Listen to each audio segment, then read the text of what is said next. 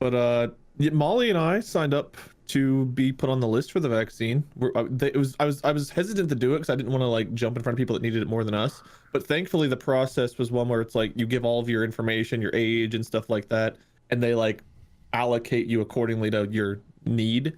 So Yeah. I felt a lot better about the process after actually going through it. So if you guys have the option to be put on a list for the vaccine, at least the one we signed up for, they did have like a pretty good vetting process where it seemed like they're gonna put us in the bracket where it's like, okay, now we have enough to where you pretty healthy, 25 to 40-year-olds belong. Mm-hmm. So Yeah, there's no such thing as that. Don't be afraid you're stealing someone's dose. They won't give you one unless it's literally either you're eligible and next or it's wasted. I have a couple friends who've gotten vaccinated because the one that needs to be refrigerated, the Moderna one or whatever, it once it's prepped, there's a limited amount of time. If they have a dose that's been prepped and it's in the refrigerator, it has a countdown timer, and literally it either goes bad or it gets injected into a human. So like, if you can get one, do it, and take the Johnson & Johnson one too. They seem to have fixed their marketing, but when the Johnson & Johnson one first was announced and they were like, yeah, it's like 60% effective, I could hear the comments on Twitter. I could hear people actively in the back of my mind just being like, 60, I don't want the shitty vaccine. It becomes more effective over time. After I think it's after 3 weeks after your injection of the Johnson & Johnson one, it is equally effective as the other vaccines. It is the way they announced their efficacy and the way the thing works originally was terrible, but it's a great vaccine. You just need to let it take full effect. It is equally as effective. It is just not as expeditiously effective. But any vaccine you can get, do it. And if you get one with a second dose, go get your second dose. Just go get it. Yeah, I can't imagine doing that. Ruins not only did you waste those doses, you're still not. That's like the dumbest thing you could do. Just don't get one, I guess, if you're gonna be like that. But do them I want to both. address something real quick if I could in chat. We like to have open conversation. Mark, Bob, and I like to talk about a lot of stuff, and in chat we like to hear your guys' opinions on things. But like, just flat out wrong things. I believe anti-vaxxation is wrong, and if those kind of comments get deleted or moderated out and stuff, it's because I feel like, just like with COVID, it's good to stop the spread of just stupidity. So we're just gonna cut that out a little bit. Yeah. Sorry, go on, guys. No, it's a good thing to say. I'm pretty sure between the three of us, if you have an opinion that is in any way anti-vaccination, we're going to basically delete your message. Not dealing with misinformation being spread. Yeah, it is. You're wrong. Please look up more better sources of information about that to refactor your opinion on the matter. There's still someone, and I always go back to this and I always think about this. Have you seen the story about the guy who was in the last iron lung? No, wait, I'm an American denying the First Amendment. About this. I'm not the government, guys. This is my private stream. I can not knowing how the Constitution works. Yeah. First Amendment. What do you think this is? Do you guys know what the amendments are for? Do you guys know what they exist for? Yeah. Second Amendment says you can drink beer and have guns. First Amendment says I can say whatever I want. Shut up, libtards. Pretty sure Bill of Rights, something to that effect. Yeah. No, the last man, the iron lung. He might not be the last one, but he's definitely, I think, in America, the last one. He still lives in an iron lung to this day. He's lived in an iron lung for pretty much his entire life. And he has to, or else he will die, because he got polio as a kid. And polio, if you don't know about polio right now, that's a good thing. You know why? Because we vaccinated against it, and we basically got rid of it. I'm pretty sure it's pretty much extinct at this point, but I believe it exists in labs somewhere. And, unlike some of the other ones, like measles, it's not making a resurgence. Polio is terrible. Polio is a horrible, horrible disease that affects predominantly children, and it will cripple them for life if it's severe. And in bad cases, you can live the rest of your life in a iron lung. And if you don't know what an iron lung is, that's also good, because we don't need them anymore because we vaccinated against polio. And that's just one of so many diseases that we don't have to worry about. Like we as a species, I think we were talking about this earlier, but we as a species, you know, it used to be that you pump out as many babies as you can because you counted on half of them dying. That's not a thing we have to worry about these days, but it will be if we get stupid and take like the goodness that we have for granted. It's infuriating because the lessons are right there in a history book, in these phones that have so much information. It's like the actual concrete history of it is right there, and the lessons to be gleaned from that might be lost to time if we forget to look at it. So it's very important.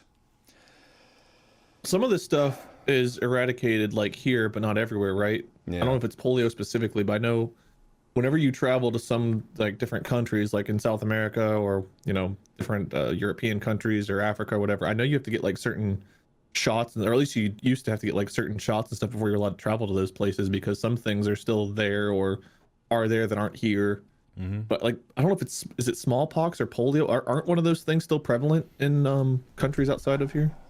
I mean, there are a lot of diseases that are more prevalent in I guess developing countries because of the way sanitation is managed, because of the level of medical care or whatever that's available. But yeah, that some of them, I believe smallpox is one that's maybe still in some parts of the world, but has been basically eradicated from the US as far as I know. But yeah, it's science is a miracle. It's great. You should believe the scientists though, or it doesn't really do anything. God.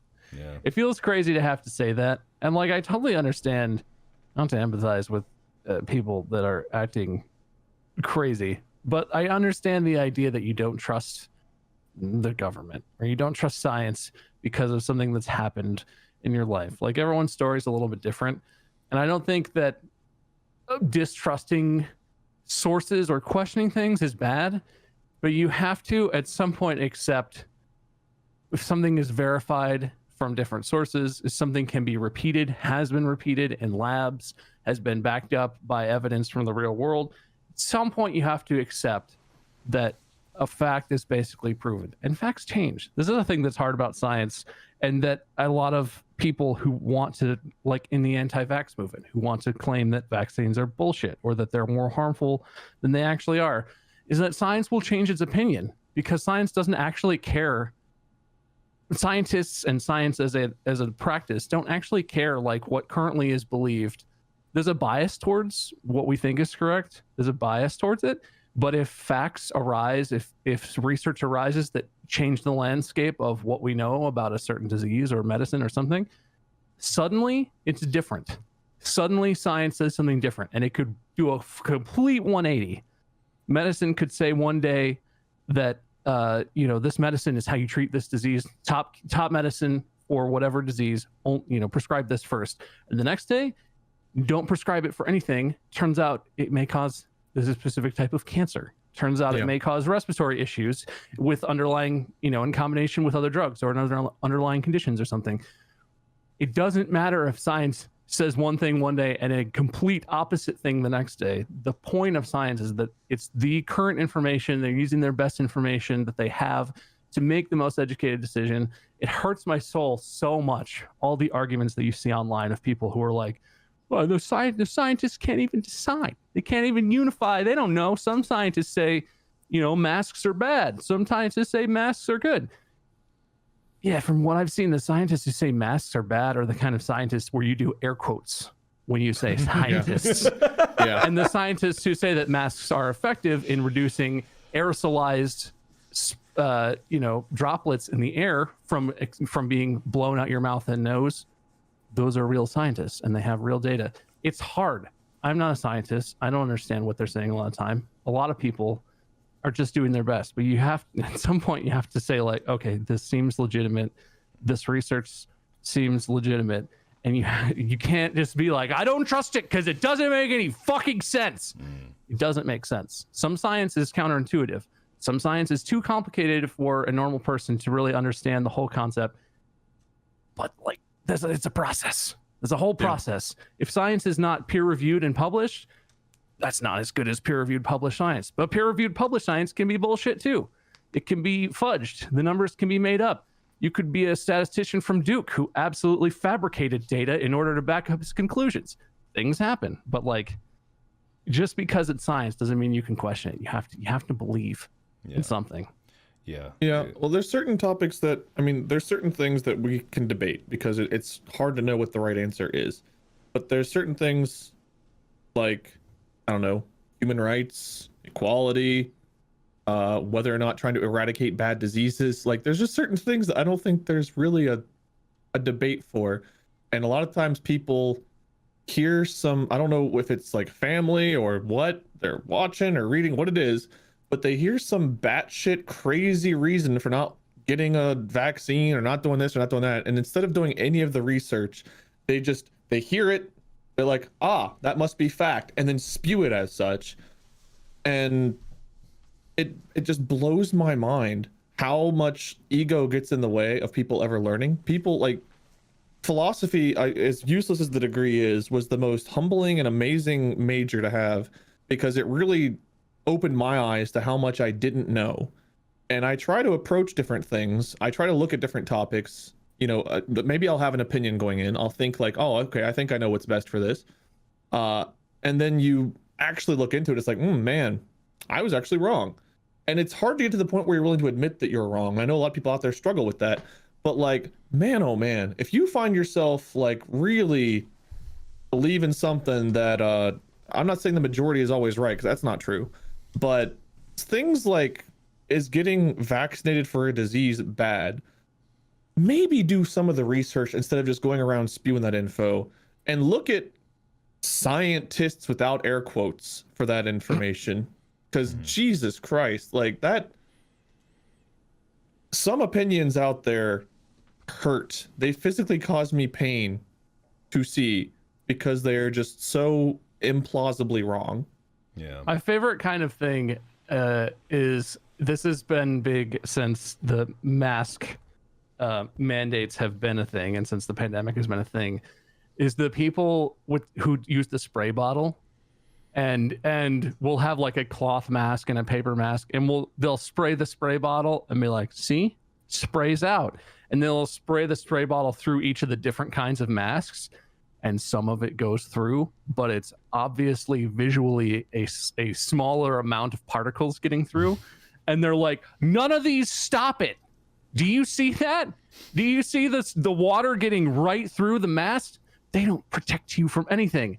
And they post that on social media, on YouTube.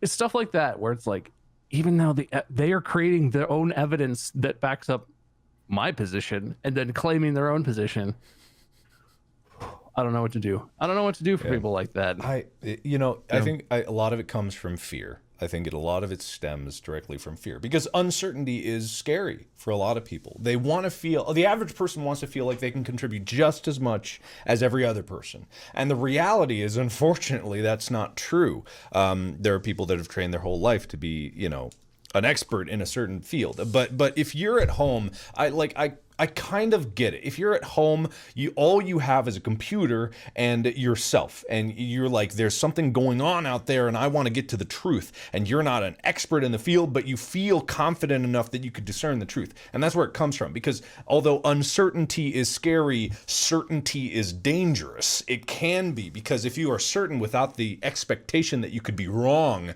it can lead to a lot of very dangerous things, and the internet has been very good at helping this misinformation just kind of spread and confirmation bias, because then a lot of people who are not experts can come to the same conclusion, and there are more not experts than experts. So the big conglomeration of not experts suddenly have an entire group of people that they agree with, but none of them are experts. So they all build their own information bases, and it's all coming from a flawed perspective because they are so certain.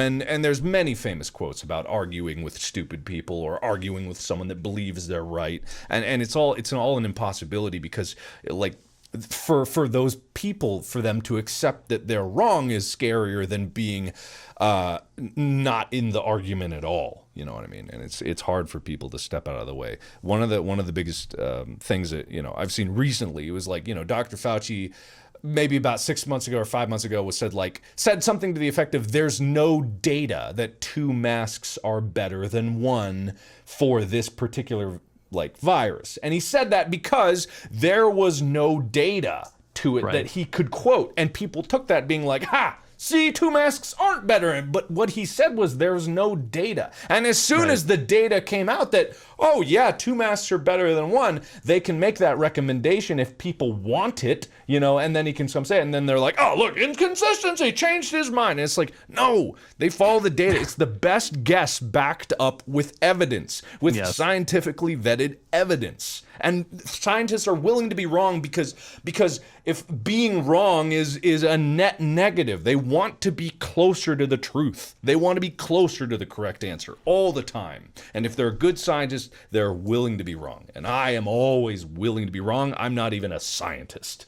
Yeah, I feel like it's important to say this too, because this is something I deal with a lot when talking about this. It sounds like we're preaching, and I mean we are right now. We're talking about, I feel like, what we believe, what we think is a good mindset to have, an approach to facts and reality. But I'm guilty of this too, and I'm sure Wade and Mark are. I have conclusions in my head that aren't supported by anything that I think are correct because I think 100%. Them, and that's it. I have totally been proven wrong before, and it's taken way too much time and information to change my mind on things. Everyone is guilty of this. It sounds so much because people talk about, I've seen people talking about this publicly a lot in different settings, and there's always this reaction of like, oh, you preach to me, like you know everything, like you're better than me, you know the truth. I don't think any of the 3 of us would claim to know everything about anything. That's the point. The point is not that we are telling you what's correct or true. We're telling you maybe what evidence we believe and why we think something is true and what our conclusion is. The point is you have to be willing, like Mark said, to be wrong. You have to be willing to change your mind. I am guilty of that as much as any other person, having my own foregone conclusions that are completely false and based on nothing. It's a human nature. You have to sort of do that in life. It's complicated. There's a lot of stuff you don't know about. You have to draw conclusions and do your best. But if there's new information, you have to be willing to change your mind. It's not flip-flopping. It's accepting new information and being open to what now the facts lead you to conclude. What is now the best answer to this question? And don't take our word on anything. Absolutely. Don't take any content creator, anyone that you look up to, an actor, anybody. Don't take our word for this stuff. We're telling you what we think is right, but the point isn't to listen to us, to listen to your parents, to listen to anyone that tells you something. The point is you need to be doing your own research, your own critical thinking, your own analyzing. Don't assume that what you think is automatically right either. There is literally evidence out there, lots of it. Don't look for just stuff that counters your thoughts. Don't look for stuff that just supports your thoughts. Look at it all, take it in, and try to come to the best conclusion that you can, exterior of what we say to you. Us saying this stuff is because it's what we think. Mark went through a very detailed process of how vaccinations and stuff works, but I don't know how much recently he's looked into it. He might have misspoken or missed something there. The important thing is that we are telling you not to just blindly trust sources, and that includes us. Please do your own research, come to your own conclusions, but do your own research and come to your own conclusions. Please. I will say a caveat of that is do trust experts. That's what I would say. Experts trust in the field, experts in the field. We are not. We are not. Yeah, I think the point he's making. And also, being wrong is not losing. Being right is not winning, because this isn't about winning and losing arguments. This is about saving lives, and people lose sight of that fact. It's not about being better than someone. It's not about, oh, I had the right idea from the get-go. I'm better. I did it. That's not what it's about. It's about making less people die. That's all. That's all it's ever been about. That's all every single measure has been about. Making less people die.